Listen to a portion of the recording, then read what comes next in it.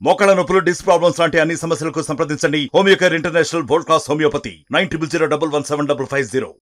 భారత రాజ్యాంగం ఇచ్చినటువంటి చదువు అవకాశాన్ని నిన్నటి రోజు పార్లమెంటులో హైదరాబాద్లో ఎంఐఎం పార్టీ నుంచి గెలిచినటువంటి అసదుద్దీన్ ఓవైసీ పార్లమెంటులో ప్రమాణ స్వీకారం చేస్తూ ఇటు జై తెలంగాణ, జై భీమ్ అన్న తర్వాత జై పాలస్తీనా అనడాన్ని ఇప్పుడు భారతదేశంలో ఉన్నటువంటి పౌరులు కావచ్చు, బీజేపీ పార్టీ శ్రేణులు కూడా తీవ్రంగా వ్యతిరేకిస్తున్నారు.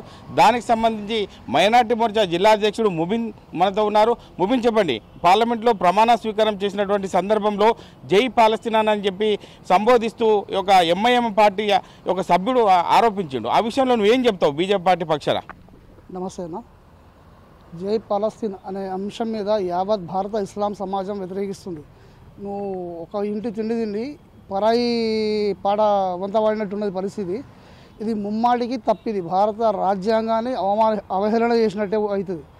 ఎందుకంటే నువ్వు ఆ రాజ్యాంగం నుండి వచ్చినటువంటి హక్కుల్ని వినియోగించుకుంటూ ఈరోజు భారతదేశంలోని ఒక ప్రాంతం నుండి నువ్వు ఎంపీగా నిలబడి గెలిచి, ప్రజలు నిన్ను ఆదరించి గెలిచి ఒక 6 సార్లు ఇలా పార్లమెంటుకు పంపిస్తే నువ్వు పార్లమెంట్లో ఏ విధంగా అయిపోయిందంటే కూట్ల రాయి తీయనాడు ఏట్ల రాయి తీస్తున్నా అన్నట్టు అయిపోయిన పరిస్థితి. నువ్వు నిలబడ్డటువంటి ప్రాంతం నుండి కూడా ఈ తెలంగాణ ప్రాంతంలో గత ప్రభుత్వంలో రాజశేఖర రెడ్డి పీరియడ్లో 4% రిజర్వేషన్ ఇస్తే ఆ రిజర్వేషన్ కూడా నిలబెట్టలేకపోయినావు. ఈరోజు గత టీఆర్ఎస్ ప్రభుత్వ హయాంలో 50,000 ఎకరాల వక్ఫ్ భూమిని అమ్ముకున్నారు. నువ్వు వాళ్ళకు వంతన పాడుతూ అప్పుడు ఏం చేసినావు? 50,000 ఎకరాల భూమి ఏం జరిగింది, ఏం చేసిర్రు, ఏమన్నా నీకు ఏమైనా అవగాహన ఉందా? కనీసం ఈరోజు భారతీయ ఇస్లాం సమాజం ఎంత దుర్భర పరిస్థితి ఉందో నీకు తెలియదా? ఇవన్నీ అంశాలు ఇచ్చిపెట్టి ఇక్కడ ఉన్నటువంటి సమస్యల్ని ఇత్తహాదుల్ ముస్లిమీన్ అని చెప్పి నువ్వు ఒక పార్టీ పెట్టుకొని నీ ఇతిహాద్ ఎక్కడ పోయింది? ఈరోజు మేము అడుగుతున్నాం. ఇవాళ నువ్వు ఇస్లాం సమాజం గురించి, భారతీయ ఇస్లాం గురించి కదా నువ్వు నిలబడ్డది, నిన్ను హక్కున చేర్చుకున్నది ఈ సమాజం. అటువంటిది అంటే నీ రంగు, అసలు రంగు ఈరోజు బయటపడ్డది అన్నట్టు. నువ్వు ఇప్పటి వరకు దేశంలో అత్యంత సున్నితమైనటువంటి అంశం రామ జన్మభూమి, బాబ్రీ మసీద్, ఇన్నేళ్ల నుండి రక్తపాతం జరుగుతుంది, ఇది జరుగుతుందని బెదిరించారు. నరేంద్ర మోడీ గారి హయాంలో ఒక్క నెత్తుడి చుక్క కూడా పడకుండా ఈరోజు ఆ సమస్య పరిష్కారం జరిగింది. ఇవాళ మళ్ళీ కొత్త సమస్యకు తెరవేస్తున్నాను. ఇవాళ ఇస్లాం సమాజాన్ని, ఇవాళ భారతదేశాన్ని ప్రశాంతంగా ఉండకుండా చేసే ప్రయత్నమే ఇది.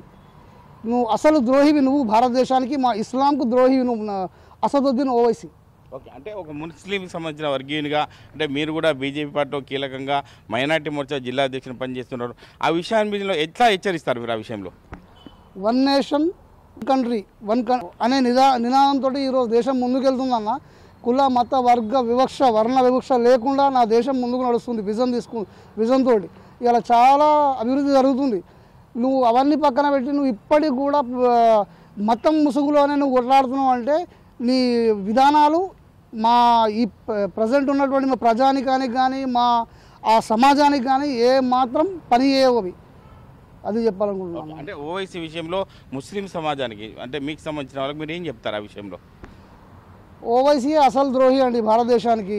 ఇక లౌకికవాదాన్ని, లౌకిక దేశాన్ని నాశనం చేస్తూ ఈ ప్రశాంతత లేకుండా చేస్తున్నటువంటి వ్యక్తి ఓవైసీ. ఈ విషయంలో ఎంత తెలివిగా వ్యవహరించాలంటే బయట ఎక్కడైనా మాట్లాడినట్టయితే కాంప్లైంట్స్, కేసు, కొన్ని సంఘాలు ఎదురుదాడులు చేస్తారు, కోర్టుకు వెళ్తారు. కాబట్టి అది కూడా తెలివిగా ఒక స్పీకర్ ముందు కాకుండా పొటెన్షియల్ స్పీకర్ ముంగట, అతను తాత్కాలిక స్పీకర్, అతను పూర్తి స్థాయి అధికారాలు లేవు, అతను ఏం చేయలేడు అని తెలిసి ఉద్దేశపూర్వకంగా జై పాలస్తీన్ అన్నావు. ఏ దేశం గురించి జై హింద్ అనలేవాను, వందే మాత్రం అనలేవాను? ఏం నేను ఓరి పడిపోతుందా? ఏ విధంగా మాట్లాడతావా జై పాలస్తీన్ అని చెప్పి? నువ్వు ఇవాళ ఈ దేశానికి సంబంధించి నువ్వు మైనార్టీ ముస్లిం అయ్యండి, మైనార్టీ సమాజానికి ఏం చేసింది లేదు. నువ్వు జై పాలస్తీన్ ఏ విధంగా అంటావు? నువ్వు దేనికోసం అనాల్సి వచ్చింది నీకు? ఆ అంశం ఎందుకు వచ్చింది? నువ్వు పాలస్తీన్ నినాదంతో గెలిచినావా ఈరోజు నువ్వు హైదరాబాద్లో? చెప్పండి. ఇది పరిస్థితి. అంటే ఈ దేశం తిండి తింటూ ఒక పరదేశం పాట పాడుతూ పాలస్తీనా అనడాన్ని తీవ్రంగా తప్పుపడుతున్నాం. ముస్లిం సమాజానికి కూడా ఎటువంటిది కూడా అభివృద్ధి చేసింది లేదు.